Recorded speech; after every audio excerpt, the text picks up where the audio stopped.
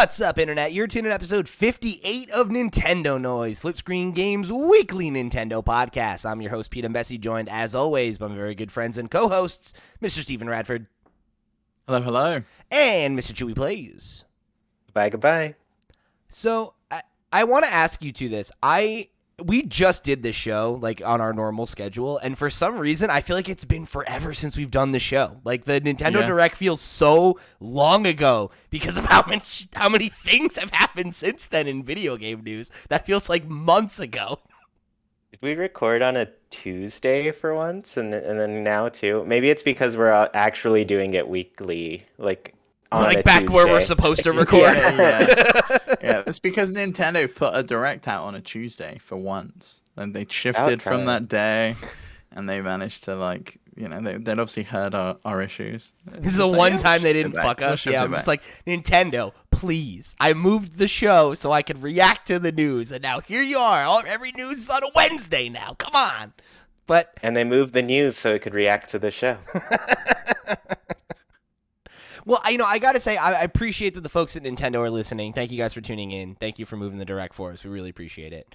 But this week, no news happened really. So we've got a clean slate finally to talk about some of the stuff that we've been wanting to talk about for the last couple of weeks. Namely, we're going to get into some of the nitty gritty about our time with Splatoon 3. We're going to talk a little bit about Ooblets, which Chuy has been playing for the last 6 weeks or whatever. It's whatever it is now. So I'm excited. I'm excited to get into all that. It's stuff we've been wanting to chat about for a bit.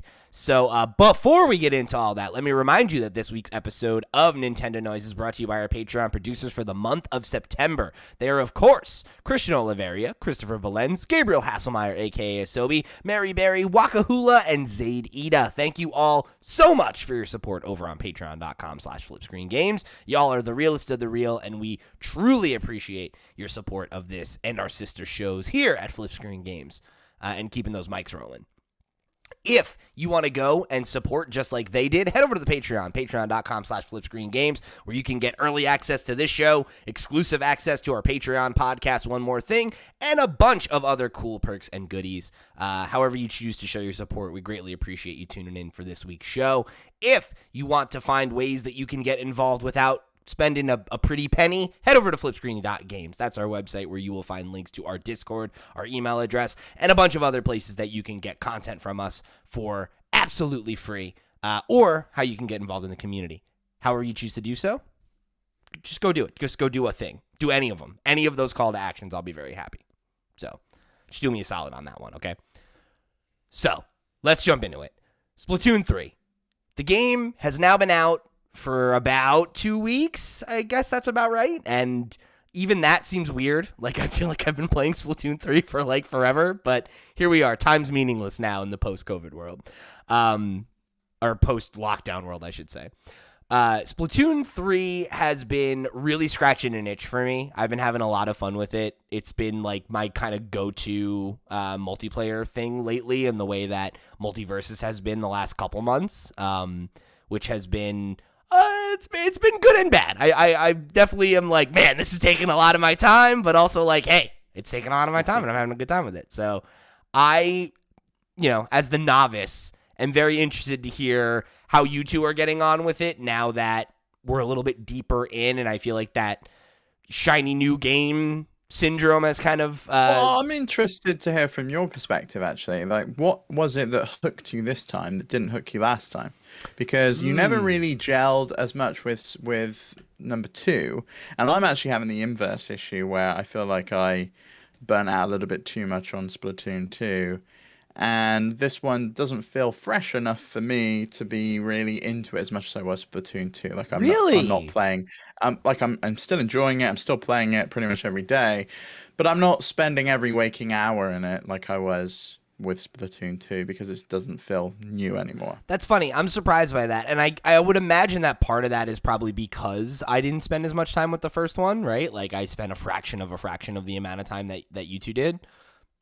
And I think for me, the things that were really tough for me to get past in that game are mostly fixed. And I think that's been the big thing for me, is like, it's all quality of life, you know? And like I feel that way generally when it comes to games, is that like the more friction there is between me and playing the game the way that I want to play, the more likely I am to just blow it off. And I think the biggest difference for me with Splatoon 3 is like the core gameplay stuff that I found fun is the same, and there's just more content.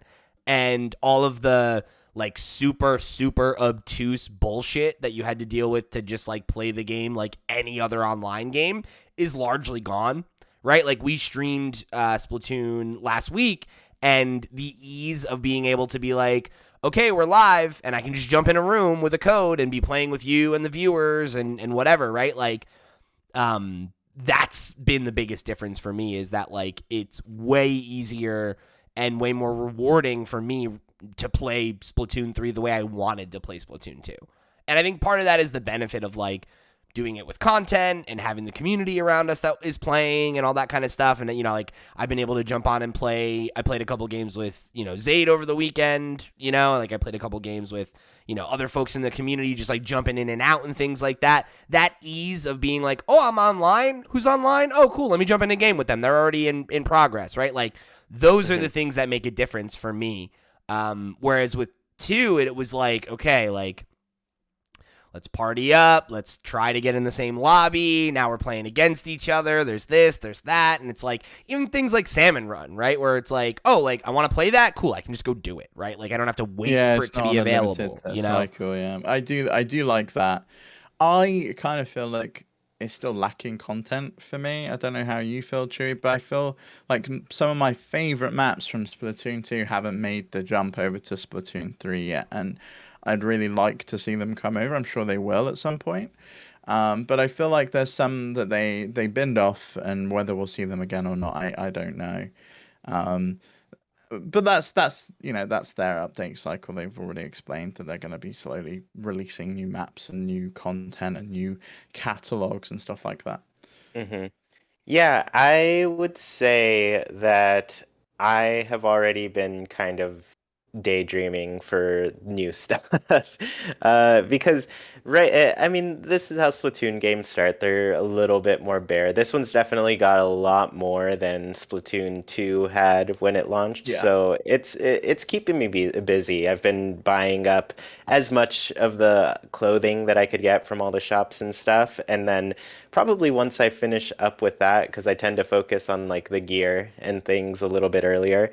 I once I'm done buying all that, I just get the locker room things because that's just another fun little collectible. But I'm already like, man, I wish there were other pieces of clothing, and I think they're probably going to be kind of seasonal. So I'm expecting more like winter wear and things for the next update, which will probably be around December. You know? I saw a fan mock-up thing that I am obsessed with. Oh yeah. Somebody did a really, really cool fan design of like a bunch of like Legend of Zelda gear, and it was like someone in like a Link costume, and somebody like I forget the character's name, but she was the companion character in Skyward Sword, the like blue sword lady. Phi or Phi? Yeah, Phi or Phi, whatever. There Yeah, was like I one like never knew how to that, pronounce it. and like I forget who the other two were, but it was like ones from a bunch of different Zelda games. And like I would love to see them do more stuff like that. I feel like that would be such a cool way to incentivize like events. You know, like I wish they would kind of do the like the Overwatch thing, or like, you know, I guess Multiverses actually just did this pretty recently too, where it was like, oh, it's Batman Day this week, right? So if you play 3 games as Batman over this weekend, you'll get an icon that's like exclusive to this Batman Day event 2022. You know, like it would be cool. They could do that. They've got like the badges and things on the like Splat card or whatever they call it. Yeah, So they could do that. It would be cool to be able to be like, oh, like here's a sticker of like my favorite Animal Crossing villager, or like, you know, Mario or whatever, right? Like I don't see it. I just don't think they want to tarnish that world that they've built, that Splatoon world, with things from the outside.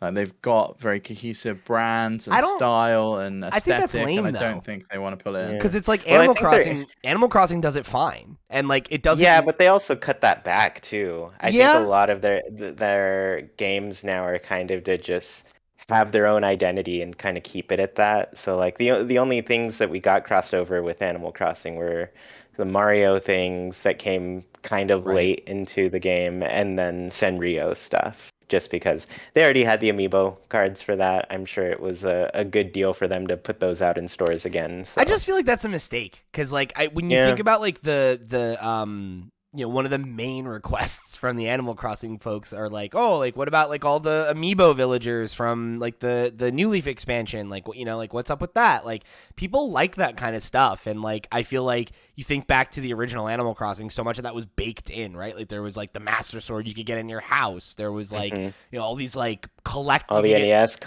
all the NES consoles. I'd be consoles and fine with like collectibles, but I feel like clothing would be a step too far for me. Like I wouldn't mind having like a GameCube or something to go on my locker, or a little Mario mushroom or something like that, or a sticker, like a star sticker or sure. something. But I don't think I'd want to dress up in those outfits. I want it to remain as like Splatoon, and I I feel know like there's this type of I feel like it would be brand so gives me this cool. type of thing. Are either of you familiar with the term Disney bounding? It's like a thing. No. It sounds sexual. It's not.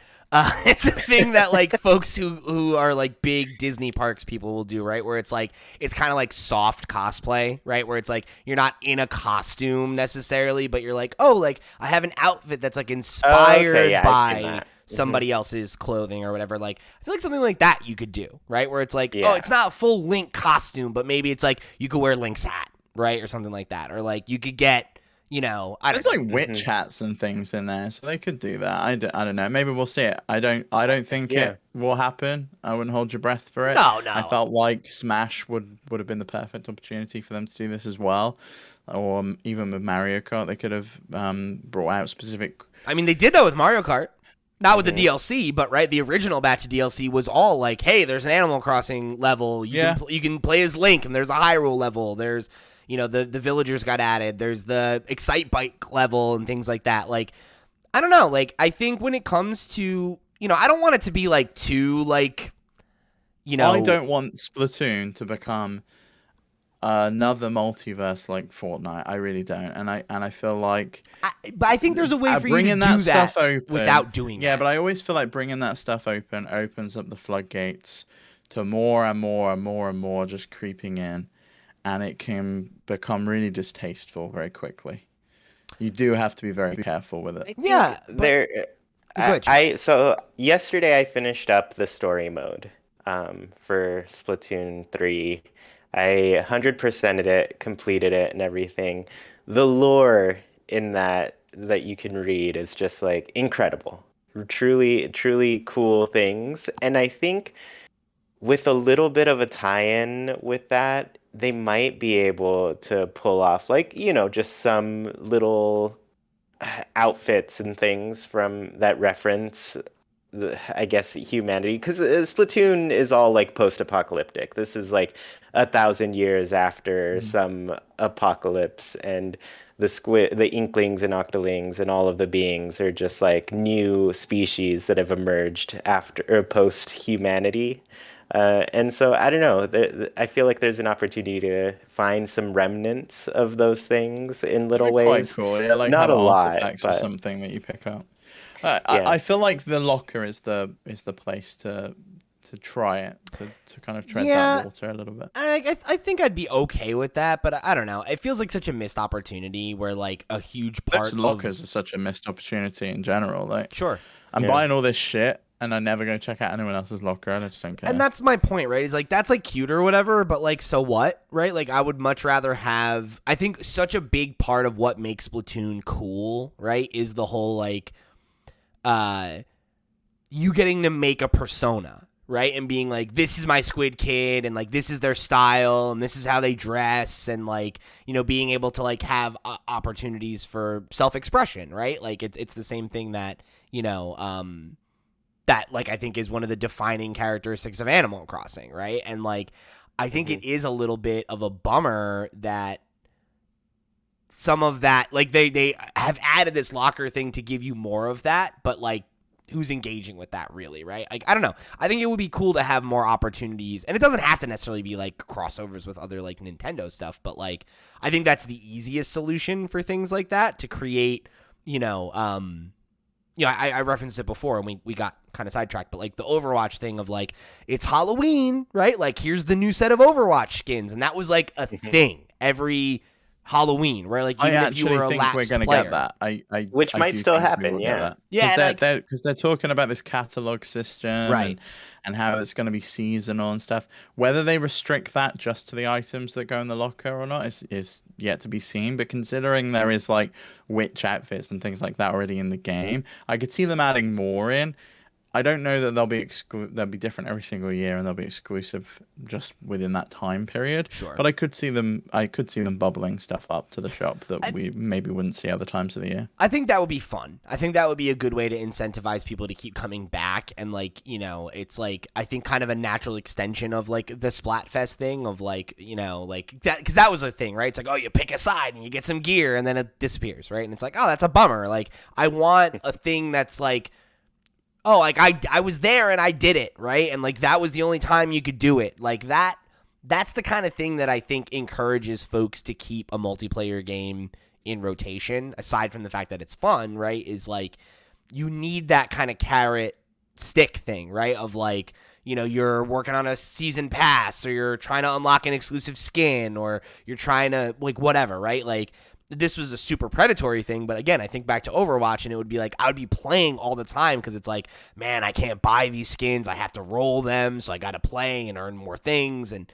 and it's like it keeps you in the loop, right? And like I think doing something like that with Splatoon and giving you like these fun like moments to be like, come be a part of this moment and have your little kind of digital banner icon that you can like hang your hat on of like, I've been playing since the first Splatfest. I wonder I think we're probably going to have that with the Splatfest. I think we'll probably see like a Splatfest winner badge or a banner that you can change your name to, or like those tags they have that basically rip straight out of Animal Crossing where you got one word on the left and one on the right. There's one they need to remove winner. Wait, what? There's one they're removing? What do they have to remove? There's one that they need to remove. One of the options in the title tags is Predator. Oh no! And some people are making some bad combinations, like online Predator and that sort of thing. Oh no! So I imagine they'll patch that one out pretty soon. But I saw that, like my friend had it, and I was like, ooh. No, don't do that. That's not good. It's really bad. Yeah, I like all the new stuff for the creativity though, and the like you say, the self-expression. But I feel like the outfits and the gear has always been enough for me in Splatoon, being able to build the perfect outfit, because it's more than that, right? I need to get the perfect outfit, but I've also got to somehow get all the abilities I want onto that perfect outfit, which takes a fair amount of playing in order to get the chunks and the cleaning and the swapping the abilities and things.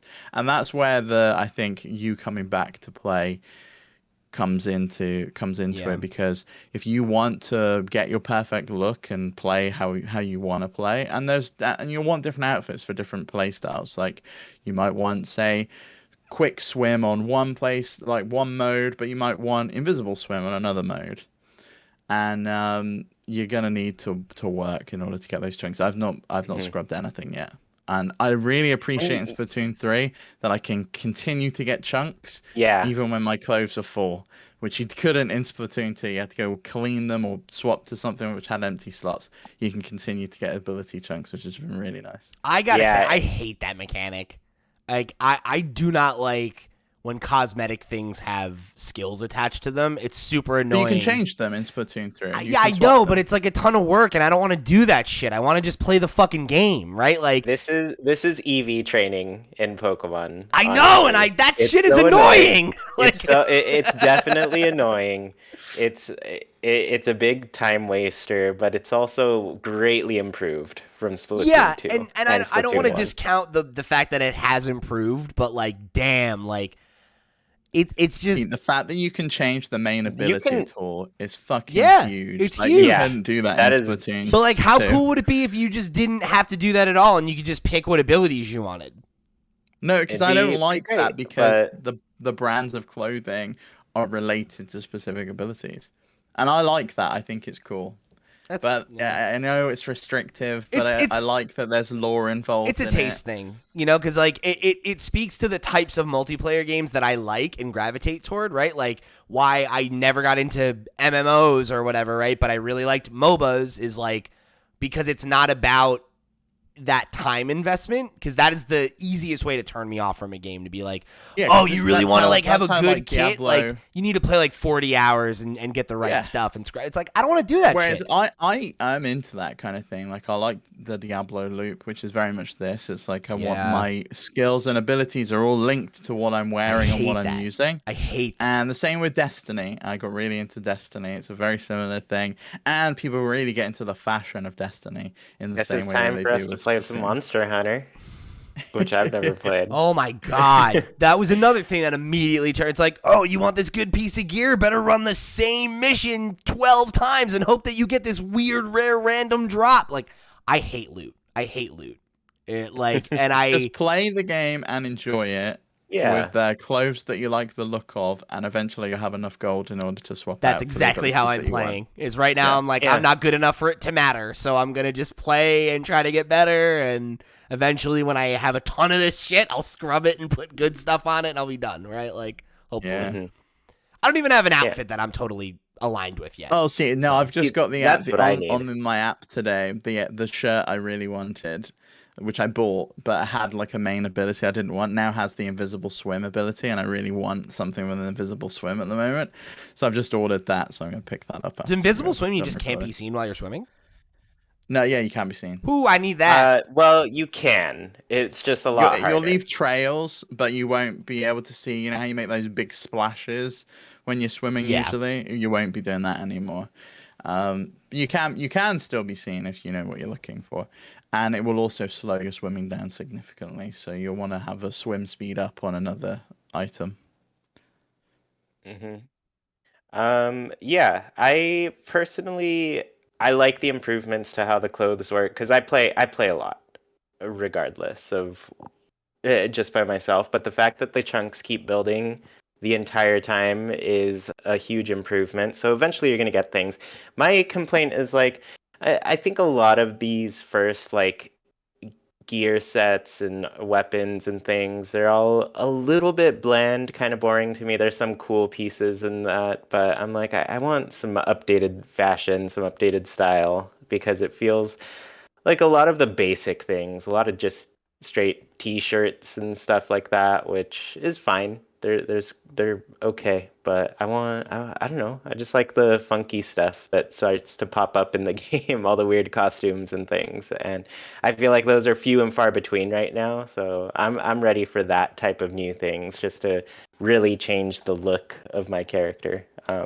But outside of that, I've already got 55 hours of me just like trying to get as much money as possible to keep spending money. So I forgot how much I had in Splatoon 2 that I wasn't even thinking about it. I have max money. Oh, it's time to go clean, and I just be like, but I keep going to the gacha machine and spending all my money there, and I'm just like, 5,000 for the first one, 50k for the second, or whatever it is. I'm just like, okay. And if you haven't yet, like go and pick your Splatfest team, because you start to earn those conch shells, and those you can use on the machine as well. What is it called? The fresh machine? I always forget. I have no idea. It's a Shell-out machine. Yeah, it might be shell-out. Yeah, because it comes up with a picture of a shell when the capture opens. Yeah. So I don't know. For me, I enjoy it. I think it's well improved, and I just like I like different styles. So that's what I need out of that. Just more style. But yeah, I guess checking the app, Pete. Though, like that's something you need to check. No, I haven't looked at it at all. You gotta check it. They've got a lot more stuff on there that doesn't drop in the shops. Fine.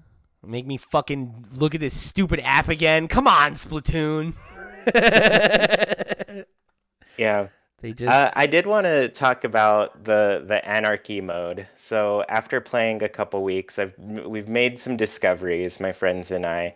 One, a big thing in this game is it just doesn't seem to really, I guess, separate different players of different levels. Like you, what rank are you right now, Steve or Pete? I think I'm I'm. still B minus. I haven't actually played any of the Anakin. Yeah. I think I'm Okay. in the same boat.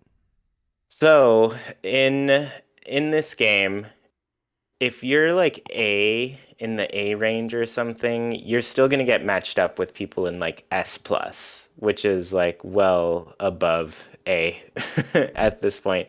So I don't know if it's something that they're doing for this first month or so while people gradually settle into different ranks and then they separate them so the matchmaking is a little bit better. But as far as right now goes, like everybody's just kind of getting lumped together into rooms that they probably shouldn't be in. I've One, definitely because experienced it's too that a easy. little bit, where like I've been like Hmm. had a game where I'm like, oh, I did pretty good, and then the next one it's like I can't even spawn. I'm just getting my fucking teeth kicked in, I you actually know. think a lot of that though, because I would imagine you've only played Turf War, right? And you've not Um. played Splatfest, Splat Zones, or Tower Control, or Rainmaker, or anything like Rainmaker, that. Oh no, you know Sunlit. what? I guess I played a little bit of. I did. What's the not Anarchy, but the series of ranked matches? That's That's Anarchy Anarchy series. series. Okay, so I Yeah. did that, and I played a little bit of Clan Blitz. Is the one with the football, right? Yep. Hmm. So I played that, and I also played Tower Control in those Hmm. modes. Yeah, so in those modes, like it doesn't separate people by ranked too much. It probably does a little bit, but really we've seen no conclusive evidence. The other difficulty with that is that you don't really know what people's ranks are anymore. It doesn't show in the profiles. The biggest indicator right now is a badge that you'll get for reaching A rank or S rank or S plus rank. Maybe it's B, I don't know. But you get badges, so you can actually put them onto your card, and that'll be really the only indicator, and that's honestly optional for anybody who uses them. So you could just be Um, player with the plain T-shirt when you came in with, but hmm. you're actually an S plus rank player, and you're Yeah, just gonna go exactly. destroy everyone. Yeah, so it doesn't matter on that. But yeah, the other thing with that is I don't know. I just want them to fix that in general. I get my only thought with it is that they're doing it because they're still waiting for the ranks to level out so they know how many people are in each because it actually took them a while to when they made the X rank in Splatoon 2, they did that because they just did ran some math and they're like, oh, this many players are above S plus 10. And so everybody who ranks above S plus 10 is now going to be X rank, and you get your own mode to play in because there was a big discrepancy between people who are like S plus 0 and S plus 50, which was the top, right? And even in X rank, I'd say there's a big discrepancy with players because of power level that is based in. I was always very low, and I was definitely in some rooms where I was like, these people should I shouldn't be either. I shouldn't be X rank, or there should be a rank above this because they're way better, right? So I don't know. I just don't see them really fixing it because it's also really easy in this game to climb ranks. Like you can go on a big lose streak and you don't drop a rank. I think your numbers just go negative from there, and so it just the Oh, so it's climb not like becomes a lot Splatoon 2 further. where the vial cracks and you go down. No, it's not. You don't drop at all. You can only go up. But like I said, Hmm. the biggest thing is that your numbers will go negative, and the climb just gets a little bit tougher because you're so much further down. But really, it's people can lose a lot more, especially in the beginning ranks. They can lose a lot more than they win and still rank Yeah. up. And now I think it's like if I can pull off like 3 wins in a series out of the 5, I am net positive on points. Like I'm gonna go up regardless. I'm like, Hmm. it's a little bit too easy to Yeah, climb it up seems like there's then. some balancing that needs to be done there. I've not played it yet. I keep meaning to. I just every time I jump in, I'm just like I want an easy match of Turf War, and at the moment I'm experiencing everyone I'm playing with is I'm obliterating them unless someone drops out. It's I'm really hoping that they can figure out the levels and like balancing at some point. I think some of the stuff that we experienced, Pete. I think even when we were playing, we had the only times I've noticed really in Turf War is when it's pretty clear the other team have teamed up beforehand and are all on like voice chat and are Mm. talking and planning and have a strategy and are Yeah. working They're together calling as you a out. cohesive unit. Mhm. Yeah, and like that's definitely, a factor, right? Like there's always going to be players that are better or more coordinated than you or whatever, right? And like that does give you an advantage, but yeah, it's definitely like it feels like a byproduct of matchmaking how different those matches feel to me as a casual player, right? Of like Mhm. I'm on a run and I'm doing pretty good. Maybe I'm one of the top scoring players in my game, right? And then it's like I'll have a match where I'm just like I don't even know what's happening, right? Like I'm just getting And it's clowned. very rare to get the match where it feels balanced and it feels like, it's 50-50 right to the last minute, and then someone just nudges it over that middle line. And I don't think we're going to get that until the levels have kind of evened out in a couple of weeks' time, Yeah, when we until really we're know like where people are. more on the other side of like season 1, quote unquote, Yeah, because like I was like level 90 or something. I never made it to get a little star next to my name. Mhm. So there's probably people who've just picked up Splatoon 3, never played any of the other Splatoon games, and were playing with people who were like Chuy, who was probably level 1,000,000, and X rank, and completely destroying them, and they'd never played Splatoon before because Mhm. we were both level 1, and the game has no clue. Yeah. That said, I do want to give some tips to people because I've been seeing a lot of Hit me. people starting to play the ranked modes, especially, and trying to level up and everything. And I'm like, all right, I need to teach people what the numbers they're looking at mean, why they're important. Can I ask you a dumb question? Sure. Are the only way to play those game modes is in ranked, right? Yeah. That's bad. Or private battles. Like you can do them Okay. privately with people. But like, how do you guys feel about that? I think that's dumb. I'm fine with it. I actually You would like a can't. ranked turf war. I No, think but the like that's my casual point, right? It's like why isn't there a ranked turf war? Why isn't there a way for me to casually play and practice at Right, it sounds like it's Clan casual Blitz anyway, or- because there's no real repercussions if you It's lose. You pretty don't go down a casual, I'd rank. say. Yeah. Like you're never gonna rank It's not down. like League, which we had before in Yeah. Splatoon 2, which is Yeah, I that's think gonna true. make a return. That makes sense. Hmm. And the open mode, like it's pretty lenient on you. Like you'll get 8 points for winning, and I think you'll lose 2 if you're in the B ranks or Isn't it kind of something. weird though that like there isn't a ranked mode of what is like the main version of the game? Like when you think about like what Splatoon is or like how it's Hmm. marketed, right? Like they only really talk about Turf War. Like Turf War is like it's weird. It's like to me being like if there was like a ranked version of Fortnite but it wasn't Battle Royale. You know what I mean? Like it's like what the fuck? Hmm. Like why? Like why is it Yeah, like but the that? thing is, like, there's so many modes in Fortnite that are not Fortnite now. That, Yeah, but but you think of Fortnite as a battle royale. You don't think it as it's the battle royale with the building. You don't go, sure. but it's also got a creative mode, and it's got an Among Us mode, and it's got a like a mode with no building whatsoever. And Yeah, it's but got like this the other mode that ranked they add mode in. is still the normal mode, right? Like if you're like playing ranked Yeah, I Fortnite, you're guess. playing battle royale with building, Hmm. Yeah, No, I think I see what you you're can saying. also rank up with no building or as well. or that would be the other way to do it, right? Is have individual ranks for game modes. That's another thing you could do, right? Like, but That would Hmm. be they would have to fundamentally change how that works though, and all game modes would need to be available at all times. And then I which they think should you would be struggle. anyway. That's I another think the thing I don't reason they're not understand. though. Well, I think a big part of that is you end up with lobbies that are just empty and long wait times because people have Nobody's ever gonna favored play modes. Clan Blitz.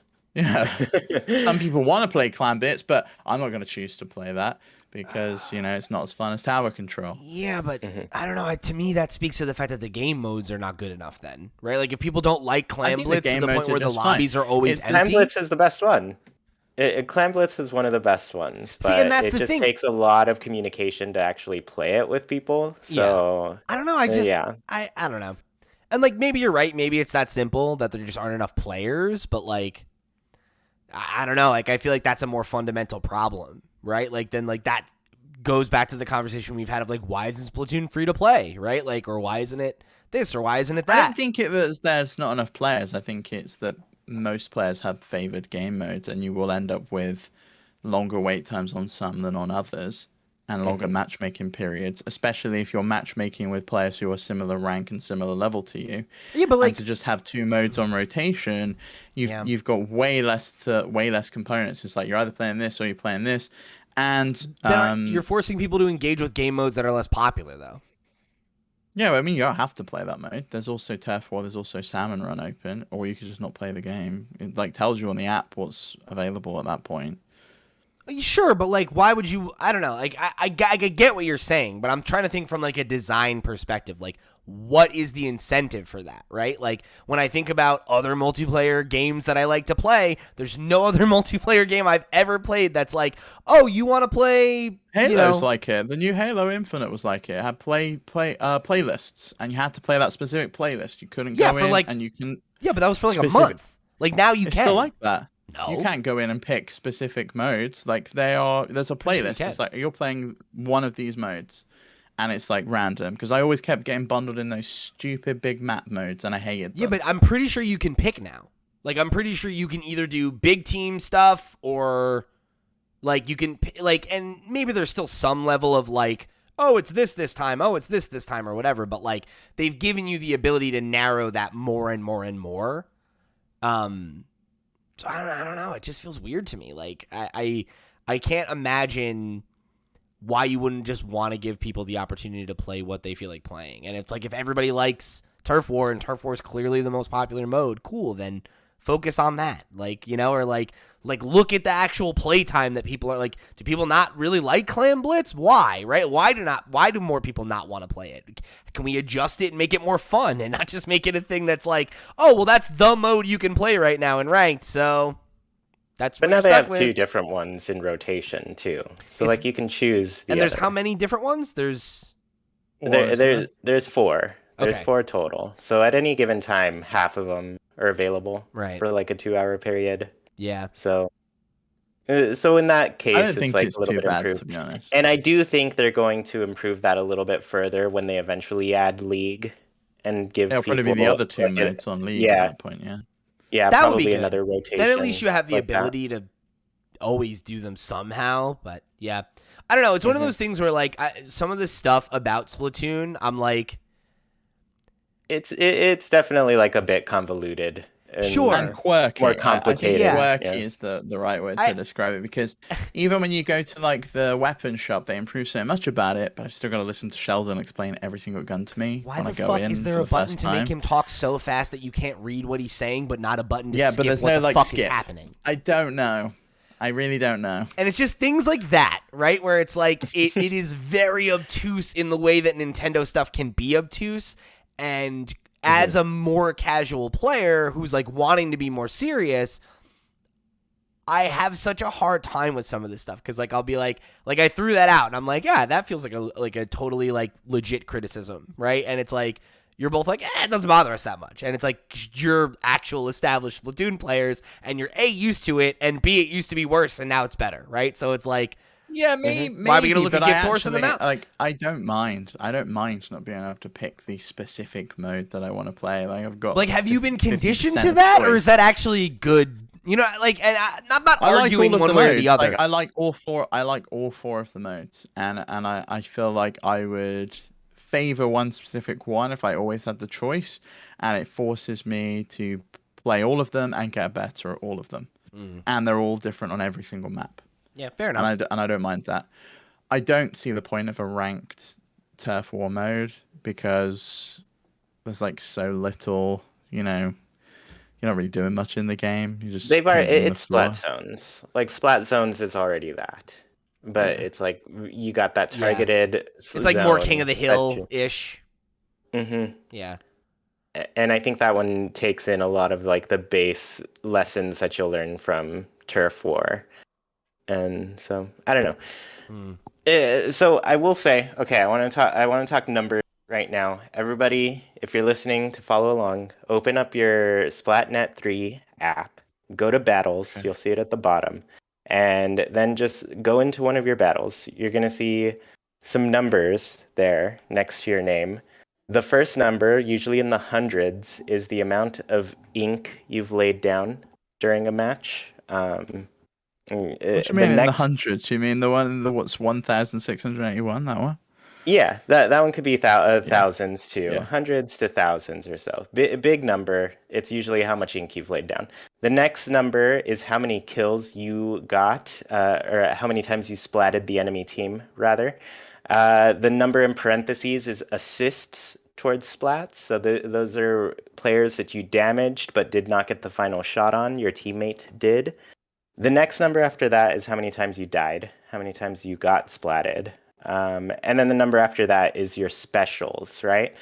For anybody playing ranked mode, I'm going to tell you right now, the number on the very left, the amount of ink you laid down, that's the least important number in any of those ranks. That means almost nothing unless you're maybe playing a support role and it's basically your job to ink up the place so everybody can swim and throw out as many specials as possible.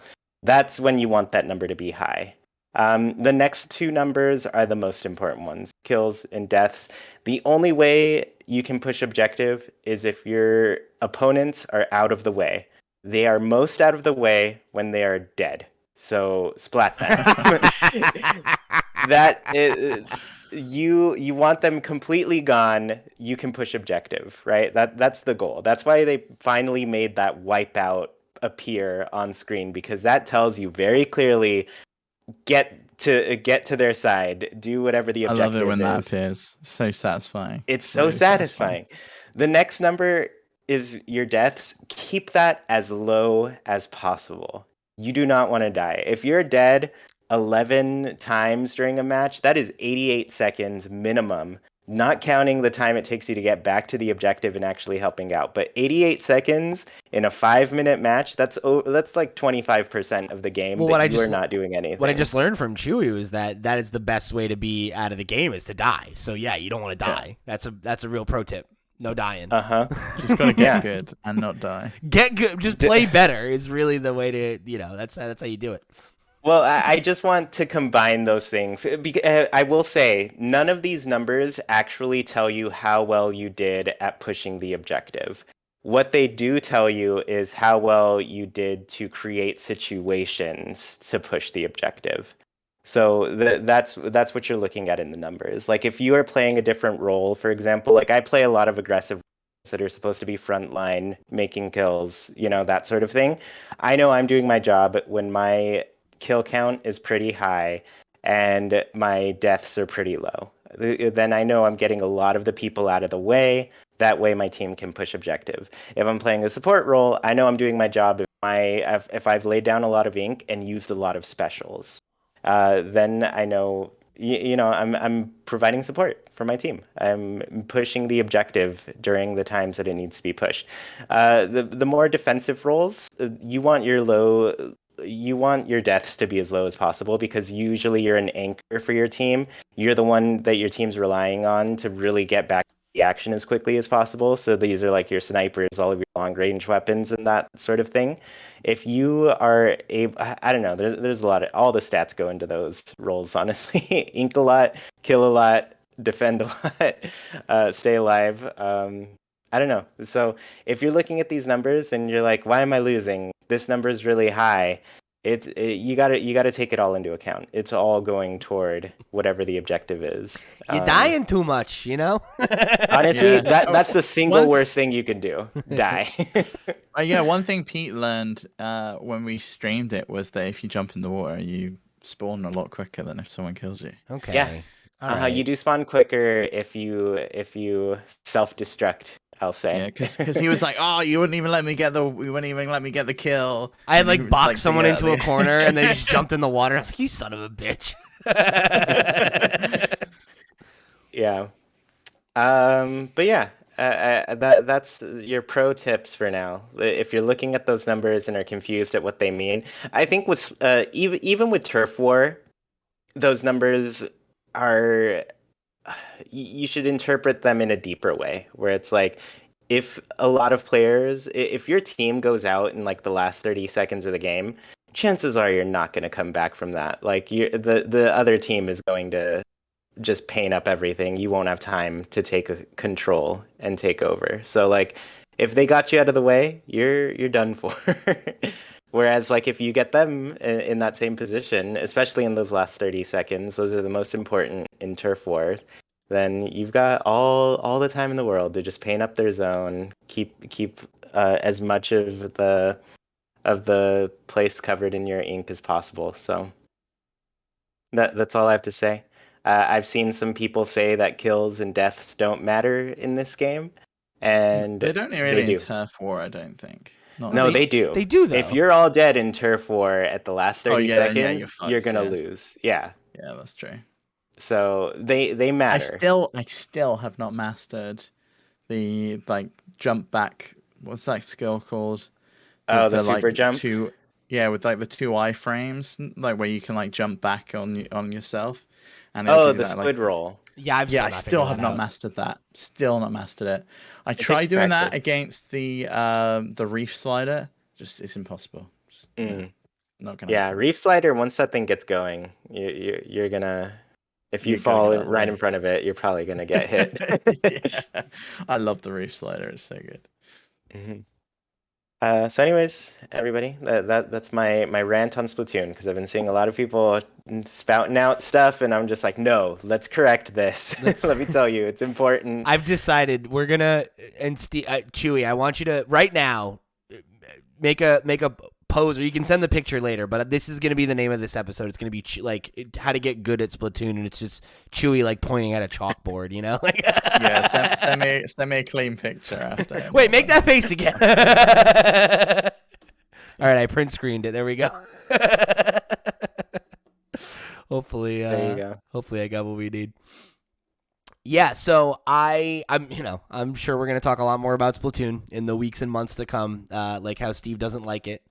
But I did not say I didn't like it. I don't know. I haven't fell in love with it as much as I did with Splatoon 2, and I think it's just because it's more of the same, and that's a good thing. It's great. It's just I'm not going to be.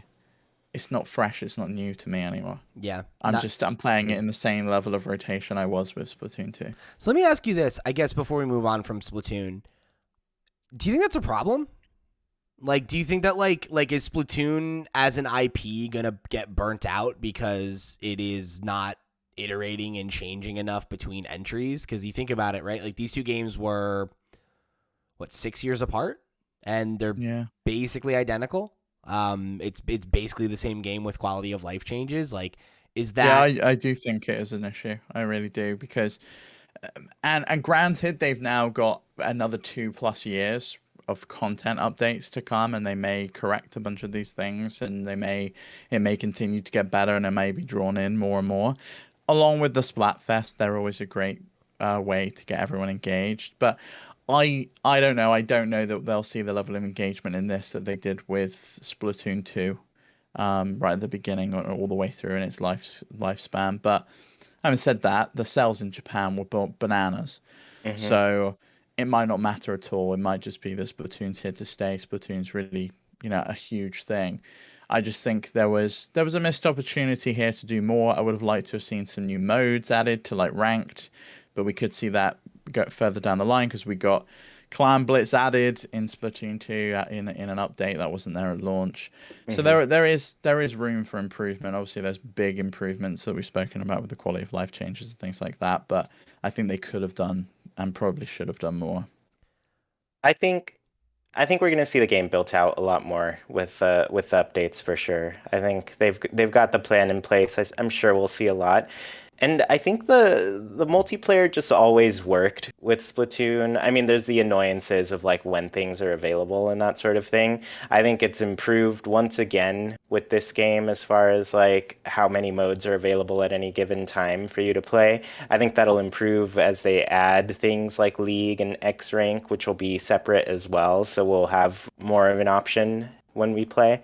I think where this game did improve though a lot was the story mode. Like I mentioned earlier, I 100%ed it. I've never done that with the Splatoon story mode before, but this one I was just like, yeah, I'm really enjoying how engaging this is. Also, The boss in Site 6 is a really great reference. I'll wait for you all to get to it, but just a really solid reference. Will like Pete recognize Oh, it, or is it 100% you'll recognize it. Okay. okay? That's good. You'll know exactly what it is.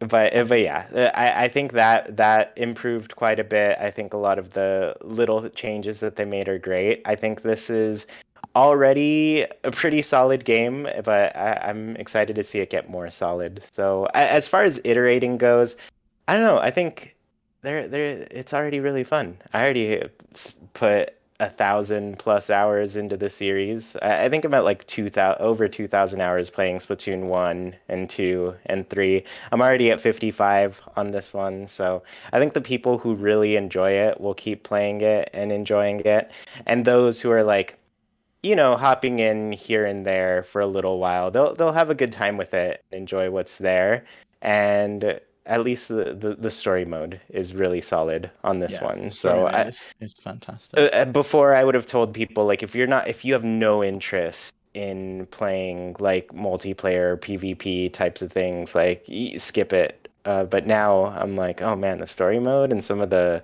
like cooperative modes in this are like available all the time. It's great. Salmon Run being available and the story mode being fun make this game a lot. I would recommend it any day over Splatoon 2 for sure if that's the one you're gonna get. Sure. Yeah, I think for me, like, the differences definitely made a big difference for how much I'm enjoying the game as somebody who was like not as into Splatoon 2 as much as I wanted to be. But I think I do kind of agree with Steve's assessment of the idea. Like, I feel like they could have and probably should have done more. And like, I think it's tough for me to think about what that looks like without them changing the monetization model.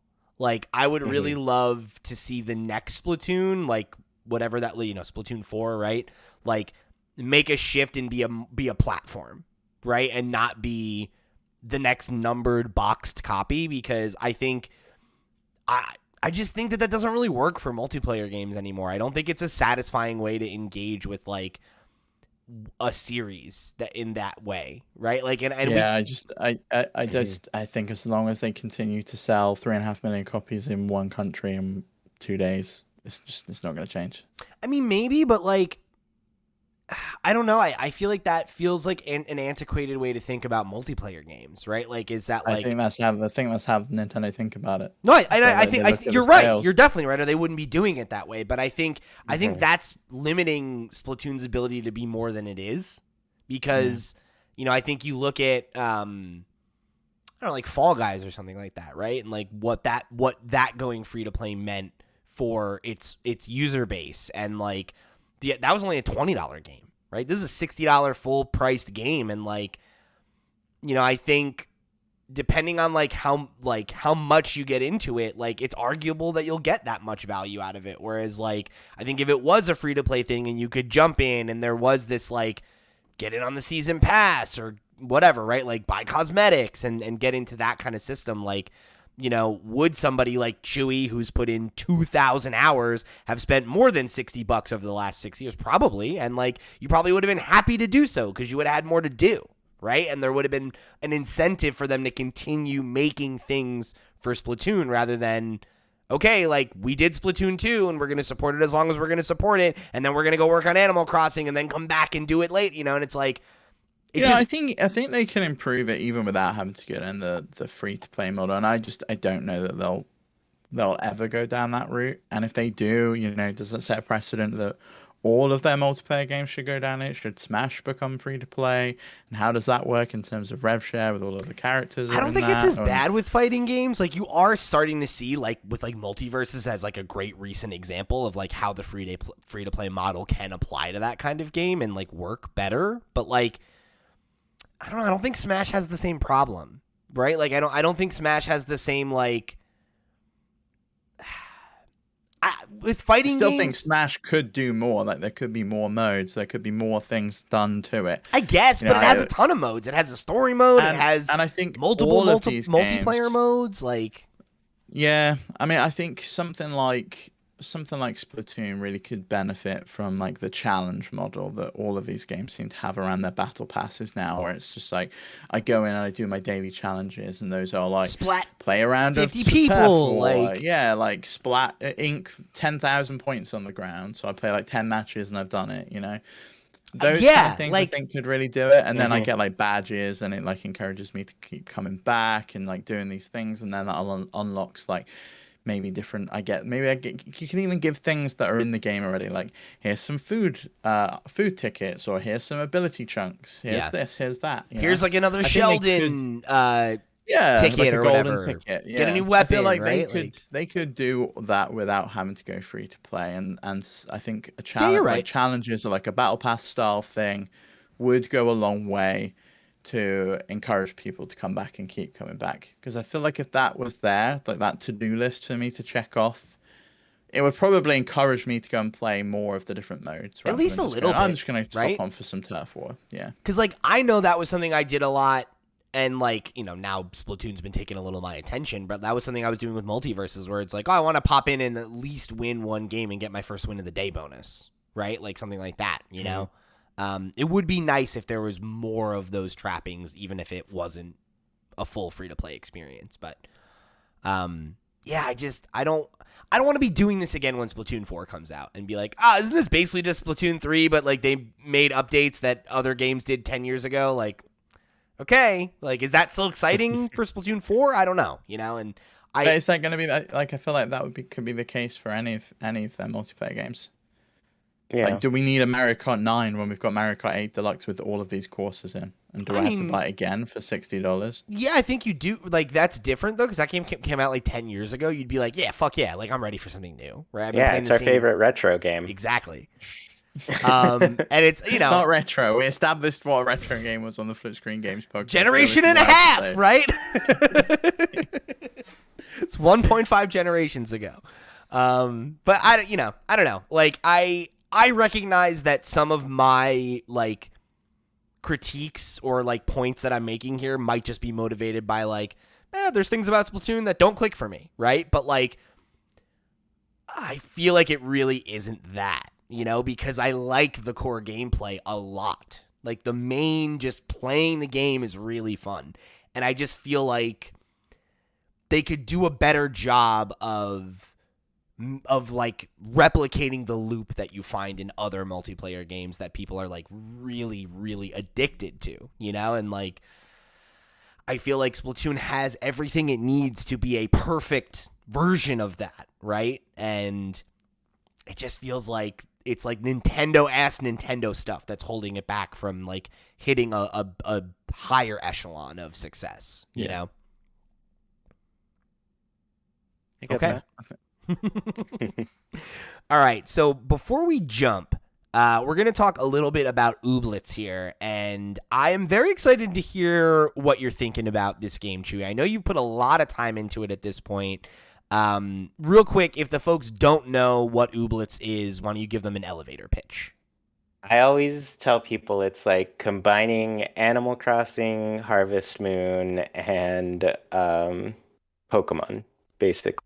Like, it's a creature collector, it's a farming sim, it's a life sim. It's got all of those basic elements rolled into one game, and they all are just so pleasantly looped together in ways where it's like all of the things feed into this goal of like getting all the ooblets and making them grow happy.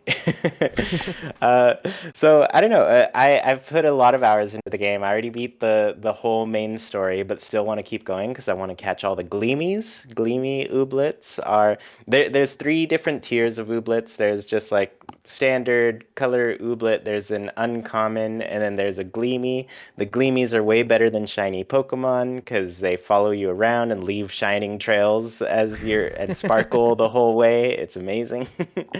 um, but yeah, I guess the game starts out pretty difficult, I will say. Like, you have to do a lot to make it, because basically every mechanic is open. Like, you're talking to characters, you're trying to earn money, you're trying to get ooblets, you're trying to grow your farm and farm things. So It's honestly overwhelming at first, but then you start to hit that loop where you're just like, okay, I understand what I'm trying to accomplish here and get to. Let me just focus on farming this day. Or, you know what, my farm, I'm not thing with it for now. I'm just gonna let all my crops do their thing, let them die out so I can rearrange stuff. But yeah, basically the game is a lot of things rolled into one. But what I want to say about it is I was obsessed. I've been obsessed with catching all the gleamies and collecting them because how it works is you have to get into dance battles with Gleamies. Typically, you'll need to farm some sort of crop or collect some item that they'll want from you. They'll be like, "Oh yeah, if you give me this, I'll dance battle with you." And then once you win the dance battle, they'll fart out a little seed. You can then plant that seed at your farm, water it for a few days. It'll grow, and then you get your brand new ooblet, right? Oh, so you And grow whatever, the ooblets? yeah, the ooblets are Oh. they're I guess they're not like plants. There's a whole bunch of really fun, quirky dialogue around like how do we classify these creatures, Got it. They're all which is Bulbasaurs. really Got cute. it. Yeah, Bulbasaurs, basically. But yeah, you plant the ooblets, you grow them, they come out of those crops, they join your team. There's kind of limits at first is how many ooblets you can have. I want to say at the beginning you can have maybe like 10 or so, I forget. But that you can extend that number by adding oob coops, which are little coops on the farm where That's so you cute. place an ooblet. Yeah, Oob I know. I coops. love it. Everything about this game is cute, but you put a nooblet in the coop, they will help out on the farm and stuff, but it also gives them a little home, so it expands how many ooblets you can hold. You can upgrade them from level 1 oob coop to level 5, so you can have up to 5 ooblets living in an oob coop, um, which greatly expands your numbers. You can eventually expand your farm. I haven't earned enough points to do that, nor do I have the oob coops to support it, so not worried about that. So what do you consider like finishing the game then? It's like capturing or collecting all of the ooblets. That's like you roll credits then. There's a main story. There's a big main story, which honestly, I think Pete, you would really love what it turns into at the end. Okay. I had my suspicions while I was playing. I was like, I kind of wonder if this is going on because I don't know. I was looking at the page of collectible ooblets and I was like, there's something missing here. There's some dot I'm not connecting. Great Okay. payoff after Okay. at the end of the story. But yeah, there is a main story. Basically, I guess you move into a town. The mayor kind of needs your help in order to get like reinstated as a town. The what is it called? The High Oob Council. Yeah, the High Oob Council Of is course. this magical council of talking ooblets who kind of rule over the land, and Sure. they're trying to take they're trying to disincorporate the town or kind of like just make it disappear, right? Kick everybody out. And so your main goals are to do tasks to help become recognized by the Hayub Council so they don't shut the town down. Um, so you'll be doing a lot of those types of tasks, and there's just a bunch of different things that you have to do around that. Some of them are just like discovering new locations, turning on the Oobnet towers, which is it gets you connected to Ubazon and that sort of stuff. Talk to people all over. It's all adorable. It's all Oob based. Um, so yeah, I would say that's like the end, but like if you want to keep going from there, because I'm sure you'll want to catch all the Gleamies, like you can. So that's basically where I am in the game. I think I've got like 12 Gleamy Ooblets so far, and there's a pretty huge catalog of them. And then the other thing you can do Okay. is you can scan them in a machine, and then you can make a model out of it, put them in the town hall, which is great. You get a cute This little sounds model. honestly delightful, and I've been watching some of the footage where you've been talking, and it's just, yeah, I need to pick this game up. Been on my wish list for a very long time, and I've been waiting for it to come to Steam so I could play on my Steam Deck. But I know I think I spoke to you. You said it runs pretty well on Switch. I didn't have a problem with it. Awesome. I think it crashed on me once near the end, but it like auto saves, so it didn't like I didn't lose too much progress at all. It was like maybe I went to a new location and that was it. Um, so yeah, one time it crashed, but outside of that, nothing. It's I think I may buy this on my partner's Switch, and then I'll just play on there, and then they yeah, can play it too, because I know that they'll fall in love with it. it's so good. It's so addictive. But I will say, like the beginnings of the game are rough. You are roughing it there. Like it's so hard to get money. You don't have any crops, and all the ooblets want things that you don't have. It's tough at first, but you get to a point where you're just like, man, I'm unstoppable. I could do anything. Yeah, I know that feeling in another game that I'm playing at the moment, which I'll talk about in a different podcast.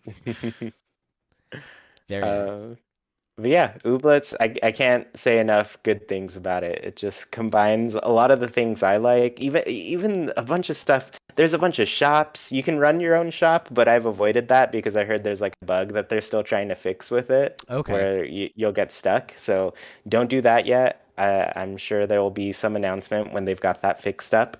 Um, but the other shops, like they sell furniture and clothes, and you can expand all of those shops too to have a different, a bigger catalog and that sort of thing. Perfect. Yeah, it's great. There's too much to do in that game at any given time.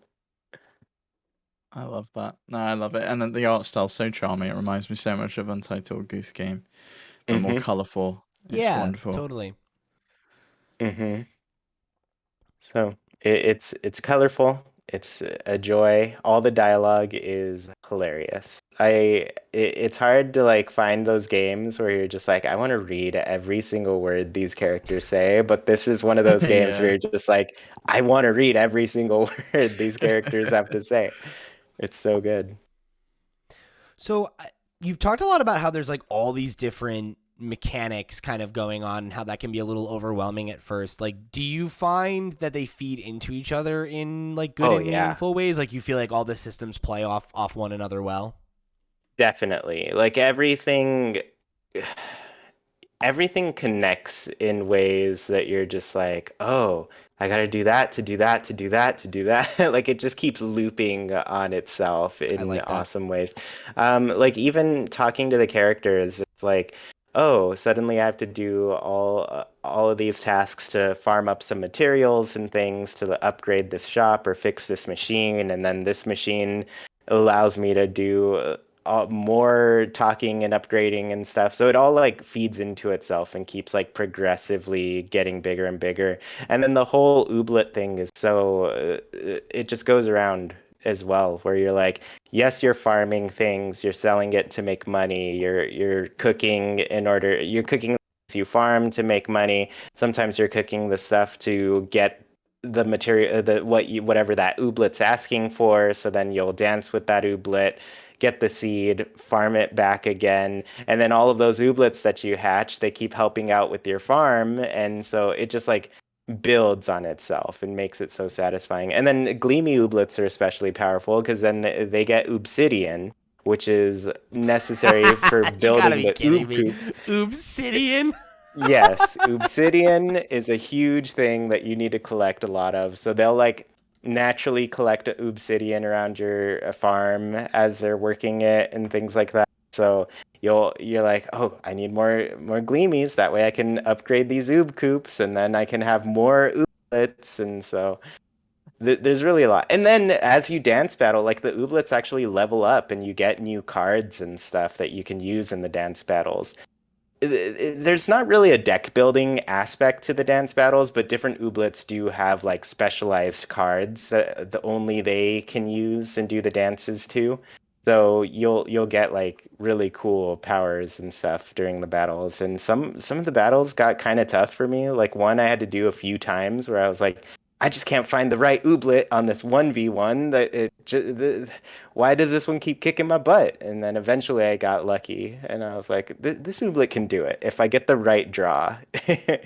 but but yeah, there's not really deck building. Like you kind of have some base cards that just are always available, and then the real change that you can make is like special cards that you can get from the Ooblets or buy. There are some special ones you can buy. Yeah, the more you talk about this, the more this sounds like I think I really need to play.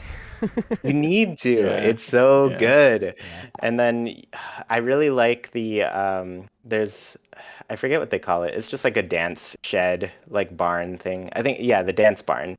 There's daily tournaments and a lot of those have really cool rewards and stuff like rare recipes that you can use to catch Ooblets, and there's even sometimes oob coops that you'll get from that. And then I'm like, yes, got to get the free oob coop. Sometimes they've got oobsidian there because that's really rare. So yeah, all of the stuff just keeps making things easier for you and keeps like building up the game in ways where you're just like, oh man, I used to be able to do nothing, and now all my things do things, and those things lead me into doing more things. Yeah, I think it's on my list to check out. I've got so many games I need to finish before I There are get to it. There really Yeah, are. like Bear and Breakfast. I'm in the middle of playing. I wanna finish that one out. And Return to Monkey Island just came out as well, which I've been Yeah. very excited about for a very long time. So I really want to make sure I get done with Spider-Man 2018. It's like yeah, the newest, hottest game on the market. You need to get back on Xenoblade. Dude, is I what you need know. to do. I know. I also need to get back on it. I'm only on chapter 4. yeah, but you finished 2 other Xenoblade games this year, so I'm not surprised you got burnt out a little bit with them. That's true. I mean, I'm not burnt out on this one. It's just that other games came out and I've been Yeah, playing those. yeah. That's Splatoon why I don't. 3 ruined it. I don't feel so bad about it because I know it took Chewy like forever. So I'm like, I'll chip away at it over the course of the next like 5 years. I'll beat it eventually. hmm That was the first one for me. I think I beat it probably in the span of 5 years. The thing, Kept you just going back. the thing I've been struggling with it is that like it's not. I was very in the mood for it when I started playing it, and now I'm not. Right? Where like what I've been liking about like I've been playing a lot of indie games that are like more mechanically oriented, or I've been playing like Splatoon, and then like Spider-Man's been kind of like my if I want like an open world checky boxy kind of game, but like it's just because that gameplay is so tight, and it's like I like the gameplay of Xenoblade, but it's very passive. So like there have been times where I'm like, oh, I'm in the mood for something a little more passive, and that's perfect. But when I'm like, I just want to like click some buttons, it's like, there's not enough button clicking in this for me right now. I'm just all about positioning and standing around and like waiting for stuff to play out, which I like, but I also just played Dragon Age earlier this year too, and I'm like, they're very similar in gameplay. So it's like, I already put like 20 hours into it. I'm like, I'll put another 20 hours into it probably like next month, right? Just keep chipping away. For sure. But yeah, this one might distract me, I gotta say, because this does look like a lot of fun. I've been It's so good. periodically showing footage and then just watching it, letting it roll, and like the dance battles and everything. Just it looks so appealing, I gotta say. They're so good, and the music is like just incredibly catchy as you play it. Yeah, definitely one I want to spend some time with and check out. I'm glad we finally got to let you pitch on it because it's I know it's been one you've been excited about for a while. Can't get enough of it. Any questions before we close out, Steve? Any last thoughts? No, I'm sold on this game. Have been for a while. There you go. I'm glad it runs well on Switch, so it might be the platform I pick it up on in the end. Yeah, I'm thinking the same now that we've chatted about it again. Well, all right. So hopefully you'll hear some Ooblets takes from me and Steve before the end of the year. But this will be one I will be surprised if we're not talking about more in the Game of the Year roundup later this year. So thank you guys for tuning in for another episode of Nintendo Noise. If you want to write in and let us know what you're thinking about your time with Splatoon 3, are you going to check out Ooblets? Are there any other cozy indie games that you've been playing on your Nintendo Switch? Whatever you want to write into the show about, there's a couple ways you can do that. Flipscreen.games is our website, and you'll find links to our email address, questions@flipscreen.games. You can hit us up on our Discord, of course, the easiest way to keep the conversation rolling after the show ends, or however else you choose to get in touch with us, right into the show, and we'd love to hear from you. And, you could always write in with a main topic. You could write in with your questions for our start screen segment. Whatever you got for us, drop us a line. We'd love to hear from you. And, of course, like I said, flipscreen.games, links to all the other places you can find us, the Twitch channel, the second YouTube channel with the archives, all kinds of good stuff. However you choose to get involved, however you choose to tune in, we appreciate your support, and thank you for listening to this week's episode of Nintendo Noise. For the crew, I've been Pete, he's been Chewy, he's been Steve. We'll see you next week!